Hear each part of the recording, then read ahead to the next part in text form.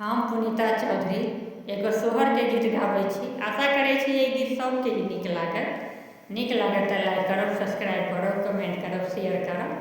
Facebook पर देखै छी तऽ फॉलो जरूर करब। जय मिथिला, जय मैथिली। प्रथमा गणेश पद गाओल देवता मनाओल रे। ललन रे हमर के होइहे होरी लबत मोहर लुटाए बड़े। ललन रे हमर के होइहे होरी लबत मोहर लुटाए बड़े। दोसर मास जब बीतल चित फरियाओल रे। ललन रे पानक बिरान सोहाए की मन ओकियाओल रे। ललन रे पानक बिरान सोहाए की मन ओकियाओल रे।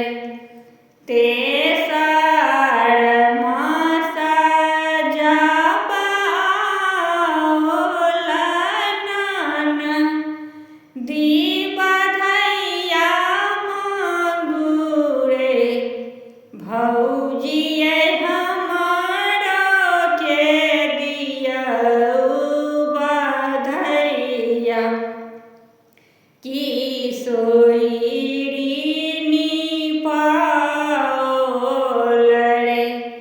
भौजिये हमर के दियौ बधैया की सोइरी नीपाओल रे। छठम मास जब आओल रोसतम मास रे। ललन रे गोतनी करथी मोर चौल की बबुआ सुताओल रे। ललन रे गोतनी करथी मोर चौल की बबुआ सुताओल रे। सातम मास जब गेल की आठम आओल रे। ललन रे अंगन अंग अंग गेल भरिया की आठो अंग पीढ़ा भेल रे।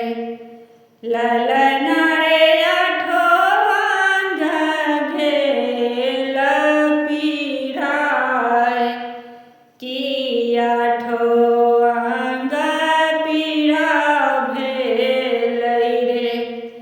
नवम मास जब बिआएल